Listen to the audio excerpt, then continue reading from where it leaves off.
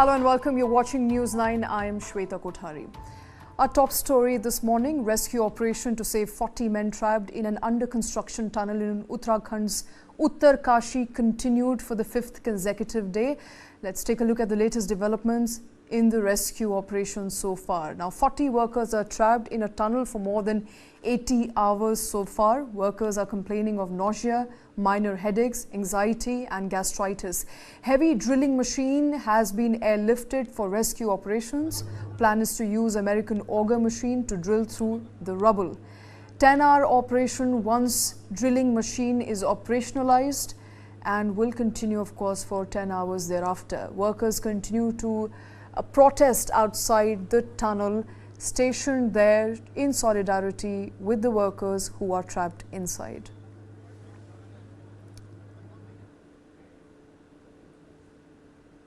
And the operation to save 40 men trapped in an under-construction tunnel in Uttarkashi continued for the 5th consecutive day.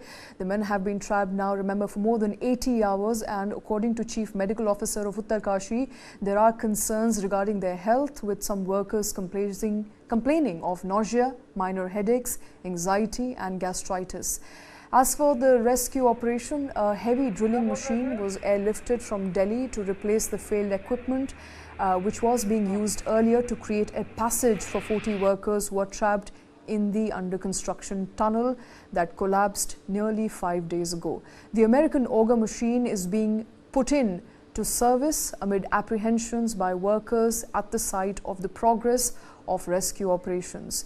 The police, SDRF, NDRF are involved in the rescue operation. The IAF has also been placed on standby for aerial support for transport of rescue equipments.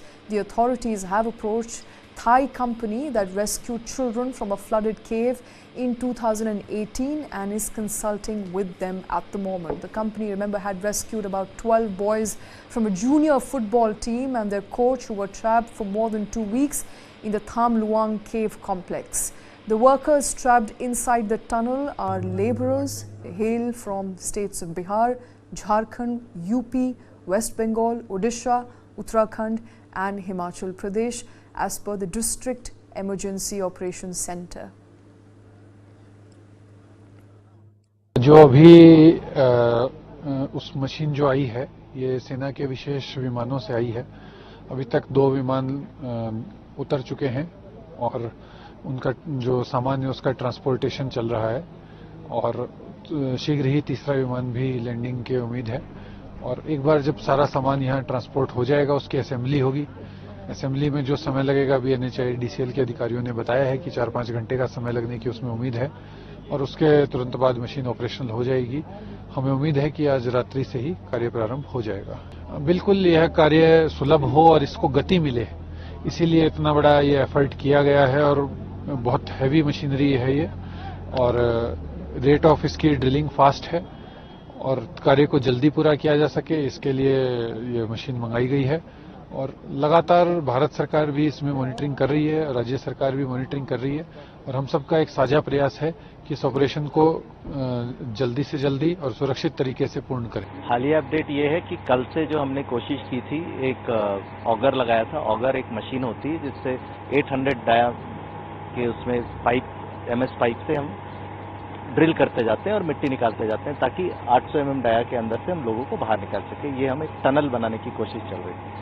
हमने देखा कुछ कार्य उससे थोड़ा धीरे हो रहा है क्योंकि जो मशीन थी वो उसका रेट बहुत कम था, तो इसके लिए हमने एक अमेरिकन ऑगर करके मशीन है, वो हमने रिक्विजिशन किया है जो कि दिल्ली से आ चुकी है। हमने एयरलिफ्ट कराया तो हमें वायुसेना ने, भारतीय वायुसेना ने हमें सहायता की। 3 हमें उनने हरक्यूलिस 130 एयरक्राफ्ट हमें दिया, उससे वो मशीनें आ चुकी हैं। जैसे आप देखेंगे पीछे में कुछ पार्ट्स आ चुके हैं, 3 डिफरेंट एयरक्राफ्ट में आ रहे हैं और साथ ही जो हमारा प्रशासन है यहाँ का, जो उत्तराखंड का, वो भी हमारे साथ लगे हुए। जितने क्लियरेंस करना है सारा वो हमें प्रदान कर रहे हैं और किसी भी तरह की जो चीज़ होती है, DM साहब हमारे साथ हमेशा बने हुए हैं, तो कोई भी चीज़ होती है हम एक साथ कोऑर्डिनेट करके उसको हम कर रहे हैं। जो पहले हमने 2 पाइप डाले थे जिससे एक से हवा जाती है और एक से खाना जाता है, तो खाना बड़े छोटे मात्रा में जा रहा था, तो हमने सोचा कि एक और रिडंडेंसी क्रिएट किया जाए।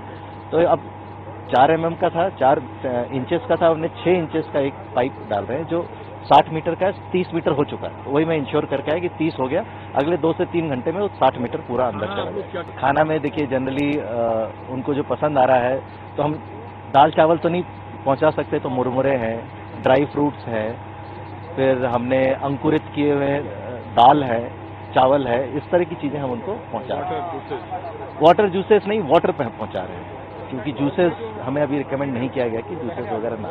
सब सुरक्षित है, बिल्कुल सुरक्षित है। बाहर दूसरे प्रदेश से भी, जैसे मैं झारखंड का हूँ, झारखंड से भी अधिकारी हैं, IAS अधिकारी आए, वो भी यहाँ से देख के जा रहे हैं। उनसे हमने बातें कराई हैं कि वो ठीक है, और वो जानकर उनको खुशी हो रही कि हमारे स्टेट से लोग आ रहे हैं। तो ऐसे ही जहाँ जहाँ से इनके रिश्तेदार आ रहे हैं, उनने हमने ठहरने की व्यवस्था कराई गई है।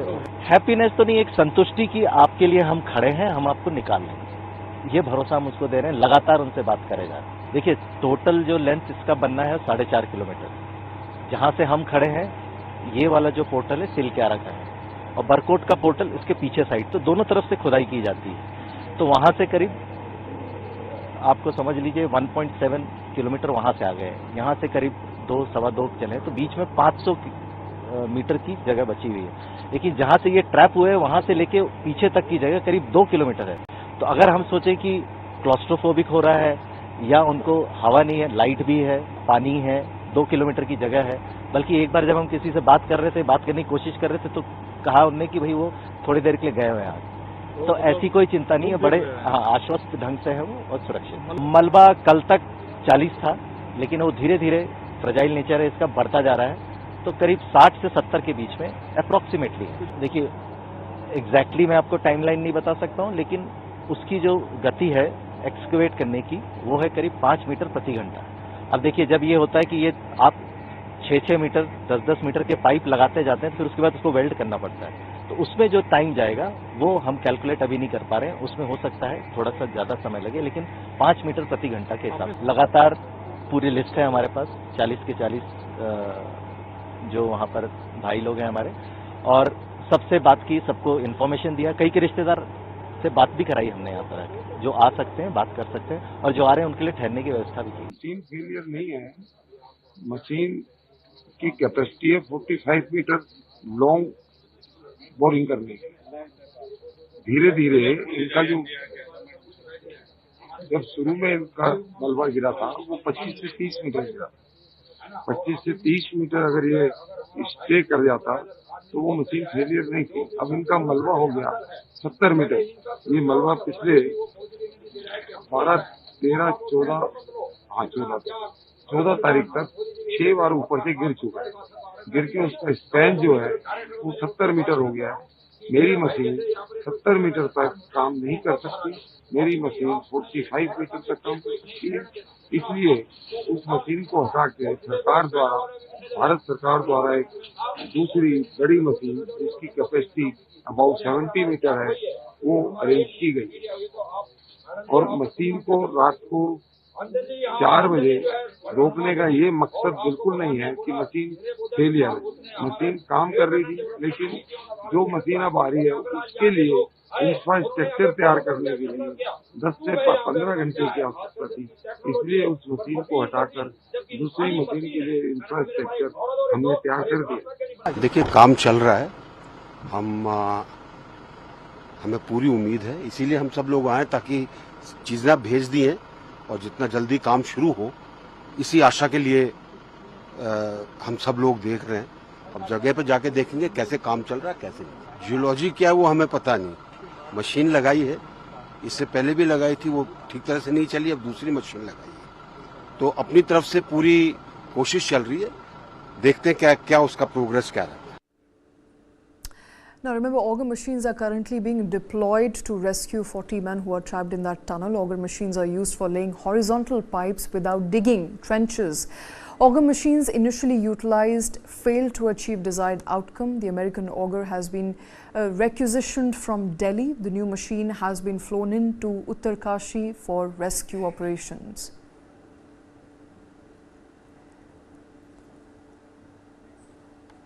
And the rescue operation is difficult due to the condition of the soil. The soil at the mishap site is loose.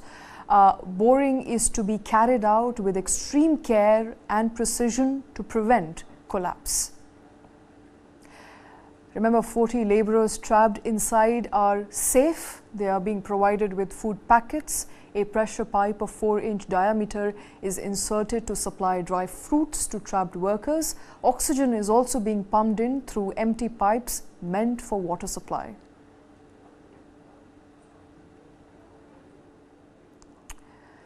And moving on, in a viral video that is now doing rounds on social media, Karnataka Chief Minister Siddaramaya's son, Dr. Yatindra, is allegedly heard giving instructions to his father regarding the transfer of officials. Though it is unclear what the discussion was about, former Chief Minister H.D. Kumarasamy accused former Varuna MLA Dr. Yatindra of intervening in the government appointments and taking bribes for posting officers. Now, during a public meeting at Kilanpura of Mysuru district, Yatindra was reportedly heard telling his father to work on a list of 5 people he has been given. Dr. Yatindra was appointed as the chairperson of the Housing Program Awareness Committee of the Varuna Assembly constituency, which is represented by Chief Minister Siddaramaya.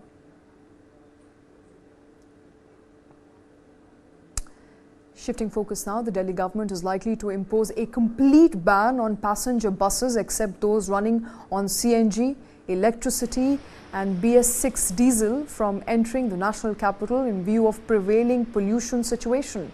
Restrictions under GRAP Stage 4 are currently in place in Delhi amid plummeting air quality. Major cities across the states of India have been battling with the problem of pollution for past few weeks now, with toxic haze blanketing the cities. The polluted cities include at the moment Patna, Delhi, Mumbai and Delhi NCR.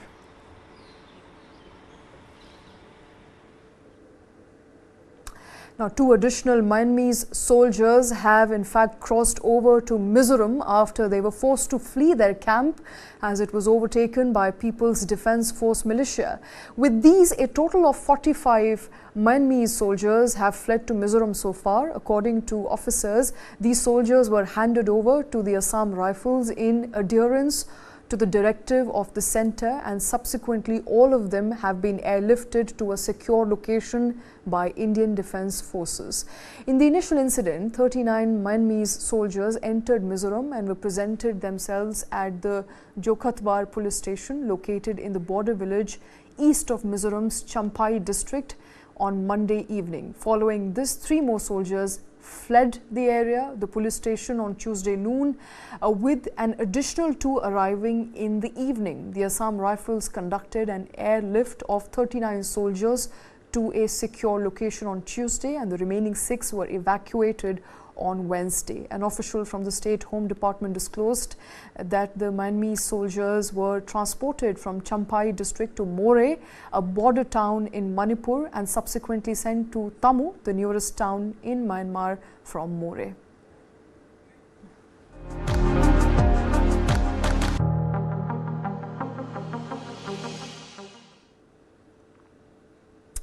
And as a part of our continuing coverage for Mandate 2023, the BJP manifesto for Rajasthan will be released by party chief J P Nadda. While specific details of the manifesto remain undisclosed, party insiders are hinting at a comprehensive document that may encompass relief measures for government employees and address wage disparities.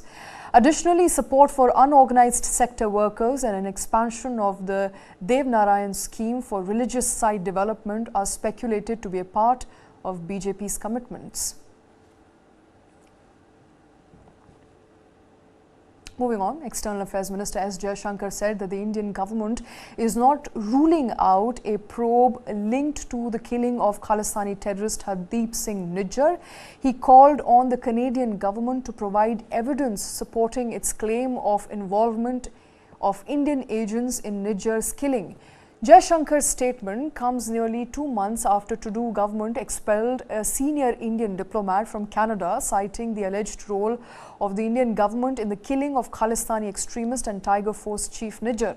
Speaking in the UK, Jaishankar emphasized that Canada has not shared any evidence with India to substantiate its allegations. He has a track record which is there in the social media, and that track record is a pretty graphic one. So I would leave everybody to make their judgment when about a person whose pictures are there with weapons, who has taken positions. I mean, the positions are not secret; they are very public positions. Yeah. But my response, to what Prime Minister Trudeau said, is that we have told the Canadians, look, I mean, first of all, because you got to understand the context. The context is that in Canada, we feel that the Canadian politics has given space to violent and extreme political opinions, which advocate separatism from India, including through violent means. And these people have been accommodated in Canadian politics. They are given the freedom to articulate their views. And not just that, it had come to a situation where the diplomats of my country, including the High Commissioner, we've had attacks on the High Commission, smoke bombs thrown at the High Commission. My Consul General and other diplomats were intimidated in public, on record, with no action taken by those who did this.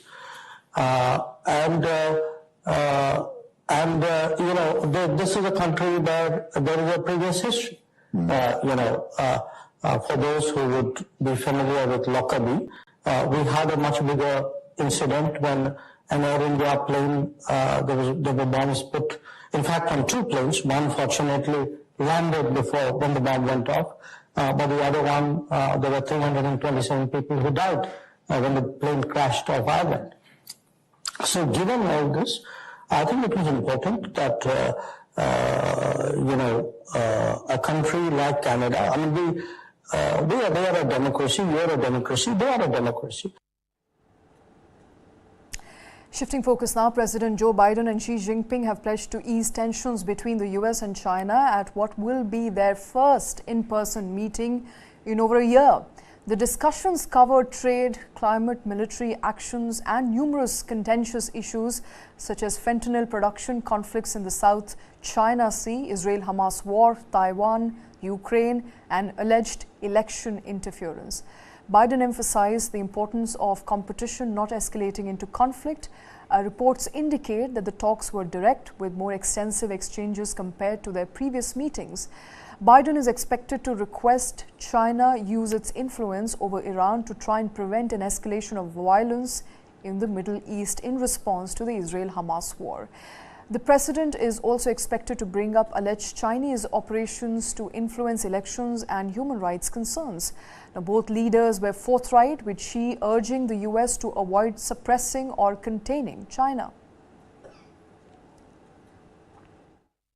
I'm pleased to announce that after many years of being on hold, we are restarting cooperation between the United States and PRC on counter-narcotics. In 2019, you may remember, China took action to greatly reduce the amount of fentanyl shipped directly from China to the United States. But in the years since that time, the challenge has evolved from finished fentanyl to fentanyl chemical ingredients and pill presses, which are being shipped without controls. And by the way, some of these pills are being inserted in other drugs like cocaine. A lot of people are dying. More people in the United States between the ages of 18 and 49 die from fentanyl than from guns, car accidents, or any other cause, period. So today, with this new understanding, we're taking action to significantly reduce the flow of precursor chemicals and pill presses from China to the Western Hemisphere. It's going to save lives, and I appreciate President Xi's commitment on this issue. From China to the United States. But in the years since that time, the challenge has evolved from finished fentanyl to fentanyl chemical ingredients and pill presses, which are being shipped without control. we're reassuming military-to-military contacts, direct contacts. As a lot of you press know who follow this, that's been cut off, and it's been very worrisome. That's how accidents happen, misunderstandings. So we're back to direct, open, clear, direct communications on a direct basis. Vital miscalculations on either side can cause real trouble with a country like China or any other major country. And so I think we're made real progress there as well. And thirdly, we're going to get our experts together to discuss risk and safety issues associated with artificial intelligence. As many of you who travel with me around the world, almost everywhere I go, every major leader wants to talk about the impact of artificial intelligence. These are tangible steps in the right direction to determine what's useful and what's not useful, what's dangerous and what's acceptable. Moreover, there are evidence of cases that I've made all along. The United States will continue to compete vigorously with the PRC, but will manage that competition responsibly so it doesn't veer into conflict or accidental conflict. And where it's possible, where our interests coincide, we're going to work together like we did on fentanyl. That's what the world expects of us. The rest of the world expects, not just in people in China and the United States, but the rest of the world expects that of us. And that's what the United States is going to be doing. And Bangladesh is all set for general elections on 7th of January, as declared by Chief Election Commissioner Qazi Habibul Awal on Wednesday. The announcement was made amidst rising political tensions with the Bangladesh Nationalist Party, BNP, and its far-right allies such as Jamaat-e-Islami, pushing for Prime Minister Sheikh Hasina's resignation. They advocated for a non-party interim government to oversee the elections. The ruling Awami League rejected the demand, asserting that the elections will proceed under Premier Hasina's leadership. Hasina has also declined dialogue proposals from the US and other Western nations, branding the BNP as a terrorist organization. Media reports indicate a nationwide crackdown resulting in the arrest of 8,000 opposition leaders and activists, including BNP Secretary General Mirza Farooqul Islam Alamgir. And Bangladesh's main opposition party alleges that the government is exploiting the judicial system to suppress criticism, employing a mass arrest, raids and politically biased court cases as instruments. The administration under Prime Minister Sheikh Hasina refuted these claims as election approach. Take a look. 31-year-old Amjad Hussain begins most days with a visit to his lawyer.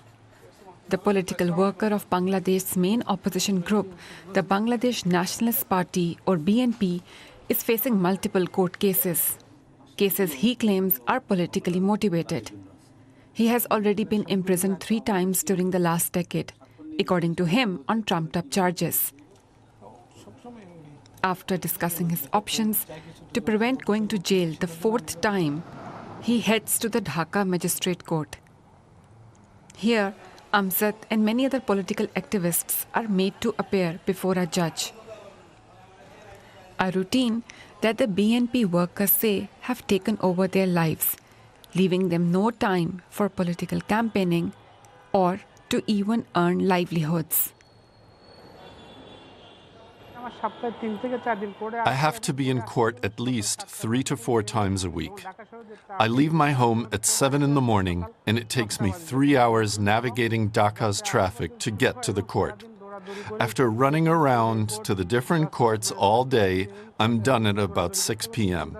And by the time I get back home, it is nearly 9 p.m. This leaves me with no time to make a living or spend time with my family. And this happens to me 3 to 4 times every week. What am I supposed to do in such a situation? The BNP accuses the ruling Awami League of being behind the many thousands of court cases against their members. A political fight that BNP says is now being played out in the country's courts. As the election draws closer, BNP campaign workers gather to hold strategy meetings. The BNP is threatening to boycott the vote unless changes are made. Historically, elections were held under a neutral caretaker administration, but in 2011, Parliament under the ruling Awami League amended the law. Perhaps Neither side is willing to compromise, but if that's the case, then the situation is likely to grow more tense and perhaps more violent. In the end, it's the choice of the Bangladeshis whether a caretaker government is needed or not. But if elections proceed under the current election commission, then the government clearly has more work to do to convince skeptics that the election commission will operate in a nonpartisan manner. But the Awami League say elections under its government will be free and fair. It also says the court cases are not politically motivated and rather accuses the BNP of political violence and human rights violations. As the accusations fly, many in Bangladesh believe the future of democracy in the country of 170 million people could be at stake.